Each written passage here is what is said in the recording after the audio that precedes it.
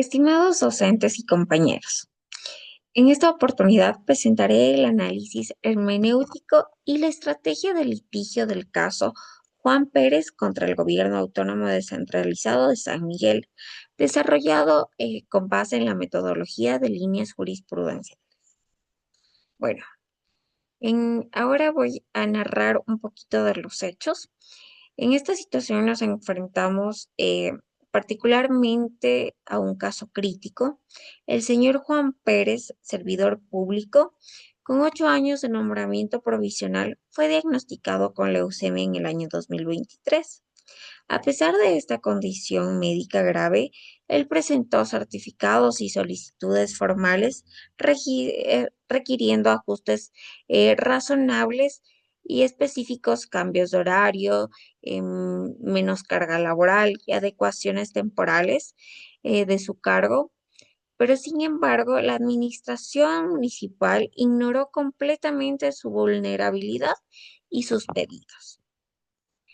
El acto lesivo de este caso en sí es que el gobierno autónomo descentralizado, aplicando una interpretación literal y aislada, estricta de la normativa, decidió desvincularlo alegando ineficiencia y apoyándose únicamente en la naturaleza provisional de su cargo.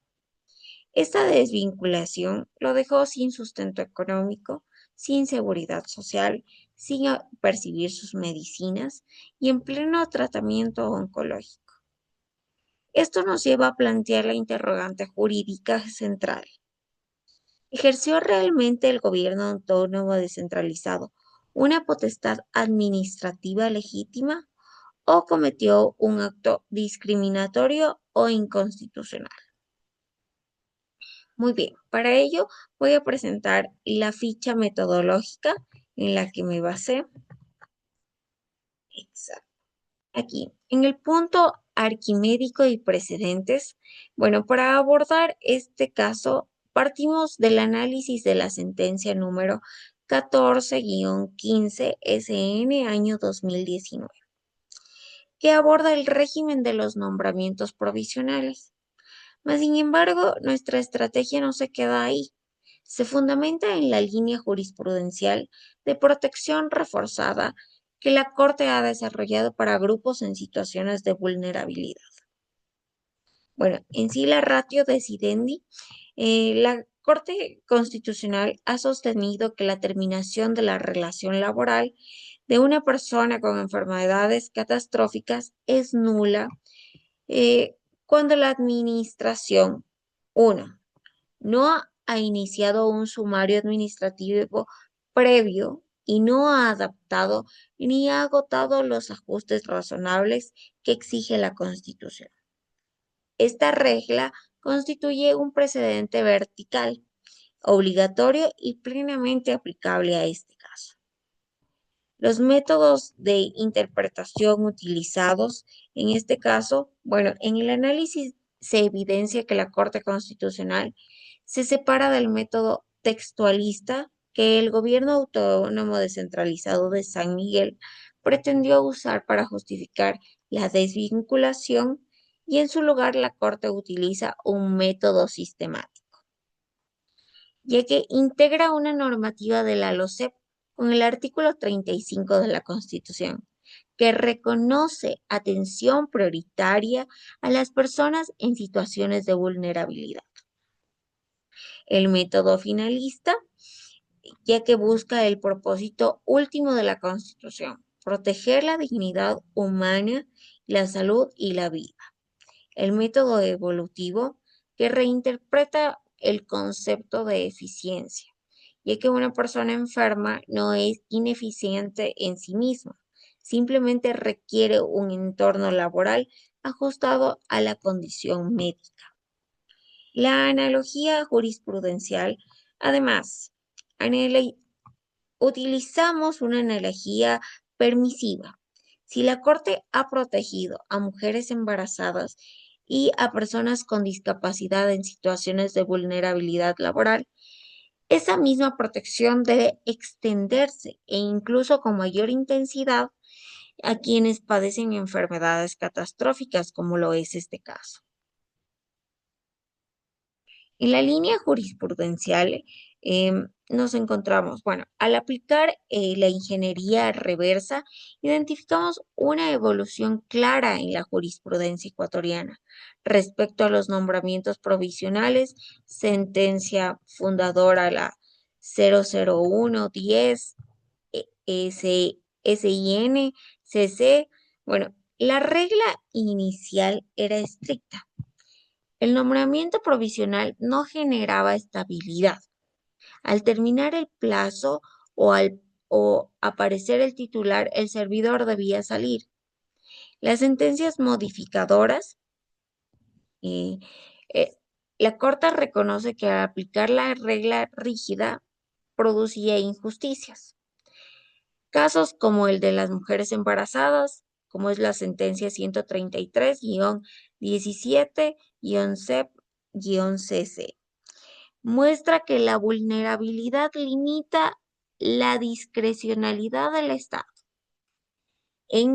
Como tercer lugar, la sentencia dominante, la número 238-16-CEP de la Corte Constitucional.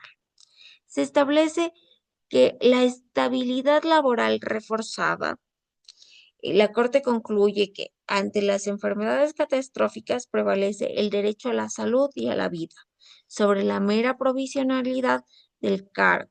Esta es la regla que aplica en el caso de Juan Pérez, ¿no? Ahora vamos con el criterio jurídico y las estrategias. Bueno, en este caso, la formulación del criterio jurídico con base en la ficha metodológica afirmamos que el acto administrativo del GAT de San Miguel es inconstitucional. La entidad confundió una potestad administrativa, la capacidad de determinar un nombramiento provisional con una arbitrariedad. La supuesta ineficiencia no es una causa real, es una consecuencia directa de la omisión del Estado al no adaptar el entorno laboral y no aplicar los ajustes razonables que la Constitución mismo exige, ¿no? Aquí la estrategia también de la protección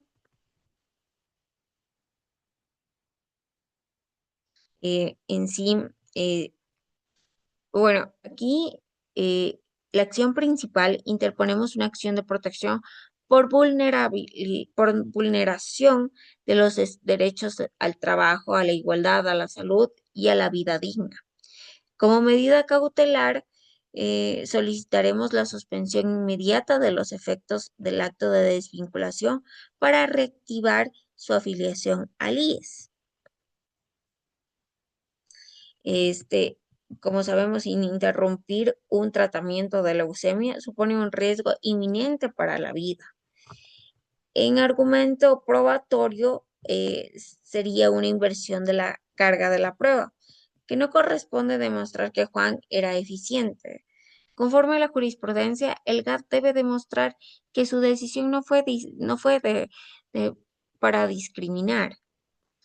Como pretensión, solicitamos la nulidad del acto de desvinculación y el reintegro inmediato del señor Juan Pérez.